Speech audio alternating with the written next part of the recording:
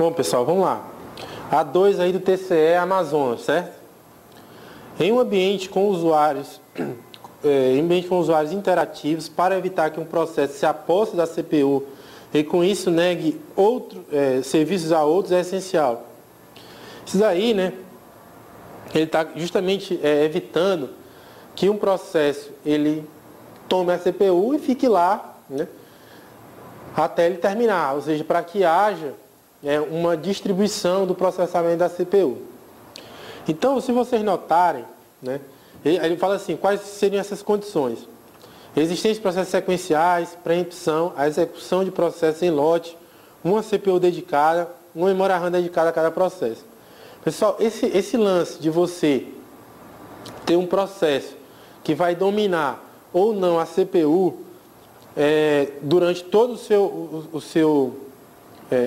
até o seu fim, ele está ligado justamente à condição de preempção ou não preempção. Inclusive, um dos fatores que a gente conhece do deadlock na parte do sistema operacional é condição de não preempção, porque se houver preempção, você não tem condição para ter deadlock. Porque se um processo consegue tomar do outro, ou seja, condição de preempção, nunca um processo vai se apossar e vai ficar dominando direto, e se ele travar, não vai deixar mais ninguém chegar.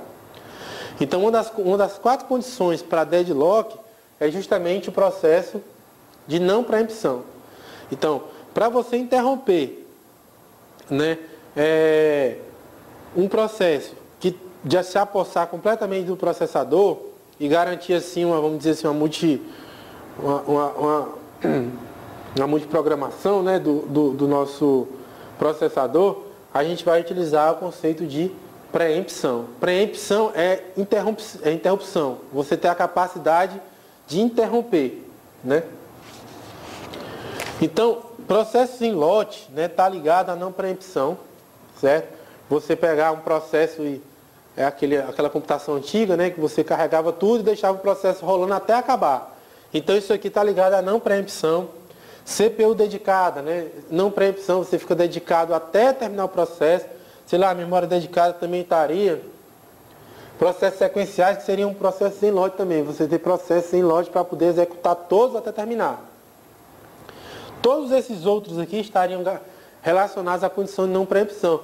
O que facilita a nossa resposta, que seria a condição de preempção. Quem já estudou sistemas operacionais aí na parte de processo, a parte mais funda, né, não essa parte de ambiente que a gente está vendo agora, sabe o que quer dizer essa palavra, né? Preempção. Processo não preemptivo, processo preemptivo. Né? Às vezes isso aqui é desejado e às vezes isso aqui não é desejado. Às vezes você quer garantir que determinado processo de modo algum seja interrompido. Aí você vai colocar a condição de não preempção do sistema operacional e com isso já vai ter cumprido uma das características para entrar no processo de deadlock. Mais uma vez, com preempção não pode ocorrer deadlock. Né? Aí essa aqui é a 2, né, já do TRF da 5ª região. Nos sistemas de computadores, o recurso módulo redundante de memória. Então aqui o recurso que ele quer saber é o seguinte, ó, módulo redundante, tá só redunde de memória. Pessoal, quando ele fala memória, aí ele está se referindo à memória RAM, né? Não sei se vocês já aprenderam, uma coisa que eu falava quando dava informática básica. Quando você fala memória, sem falar mais nada, tá se referindo à memória RAM. A memória do computador, a memória principal é a memória RAM. Não é HD, não é nada, é memória RAM. Não é registrador, não é cache, não. Memória, sem falar nada, memória RAM. Com isso, ele está falando, o módulo redundante de memória é o que desses aqui? Bom, de cara, se é memória RAM, onde tem disk, já era, né? Disk, já era. Facilitou muito a nossa resposta, né? A gente só ficou com esses dois aqui. Aí o cara bota, né? Hot add memory, né? É sacanagem, assim.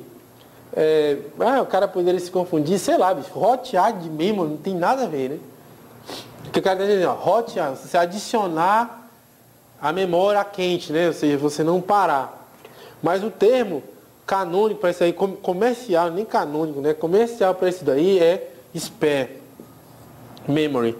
Se você for comprar qualquer servidor hoje, com alta disponibilidade, né? Um servidor parrudo, robusto, você vai ver que tem um parâmetro chamado spare memory, que é justamente essa memória, módulos de memória redundante, para que se houver uma falha de um módulo de memória, a operação do servidor não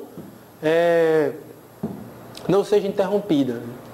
E esse spare, né, é justamente um módulo reserva, né, que a gente chama. Spare, tudo que é spare reserva, spare parts, né, a parte reserva, você manter reserva. E aqui seria o módulo redundante, seria spare. Então, se você procurar em qualquer especificação de servidores, você deve encontrar servidor, né, servidor mesmo, né, você deve encontrar esse termo, spare memory, que nada mais é do que o módulo redundante de memória. Certo? Mais uma aí. A infraestrutura para .NET, né? Quem é que fornece a estrutura para .NET, né? A estrutura para .NET, aplicativos. Aí ele fala assim, aplicativos web.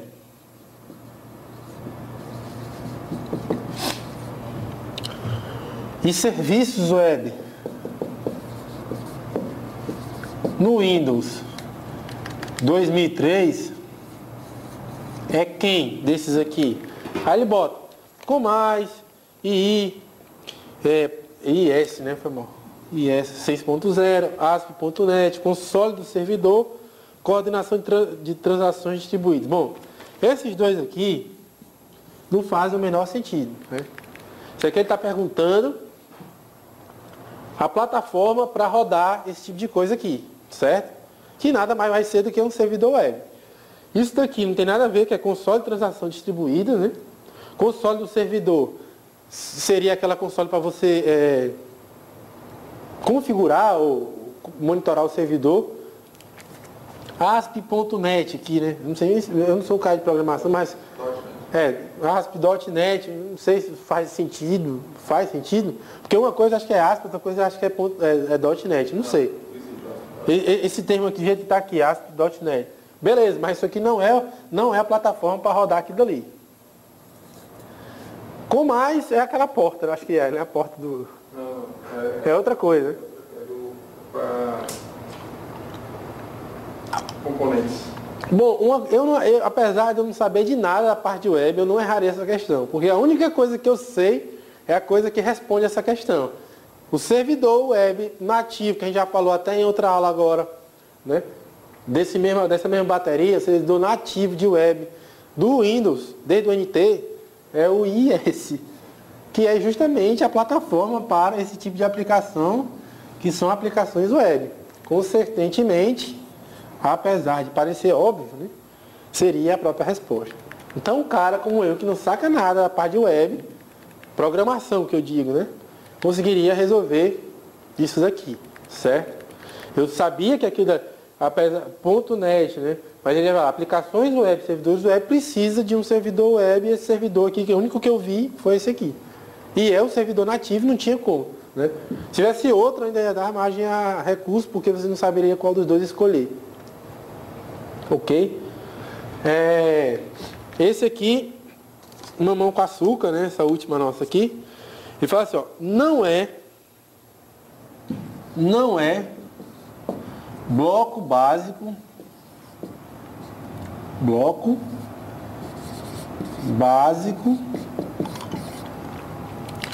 do processador.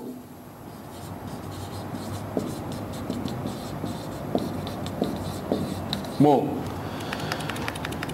aqui é processador, tá? Bom, pessoal, esse aqui, teoricamente, essa questão devia ser fácil. Eu acho que ela é fácil.